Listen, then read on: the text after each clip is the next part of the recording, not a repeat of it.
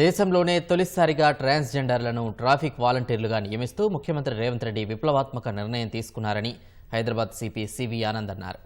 Traffic వాలంటీర్లుగా 15 రోజుల పాటు శిక్షణ తీసుకున్న 39 మంది ట్రాన్స్జెండర్లతో సిపి కమాండ్ కంట్రోల్ సెంటర్లో డెమో నిర్వహించారు.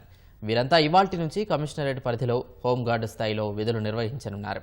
ఇక్కడ ఫలితాలు మెరుగ్గా వస్తే రాష్ట్ర వ్యాప్తంగా వివిధ శాఖల్లో ట్రాన్స్జెండర్లకు ఉపాధి కల్పించాలని ప్రభుత్వం యోచిస్తున్నట్లు వివరించారు. ఎందుకంటే ఇంకోవైపు మన కంప్లైంట్స్ కూడా వస్తుంటాయి. పెళ్లిళ్ళు లేకపోతే ఏదైనా ఫంక్షన్స్ జరిగిన సందర్భంలో ఆ ఇంట్లోకి వెళ్ళి ఎక్స్టార్షన్ చేస్తున్నారు, భయపట్టిస్తున్నారు, షాప్స్లో వెళ్ళి భయపట్టిస్తున్నారు, ఎక్స్టార్షన్ కంప్లైంట్స్, ఆ కంప్లైంట్స్ కూడా ఒక వైపు నుంచి వస్తుంటాయి.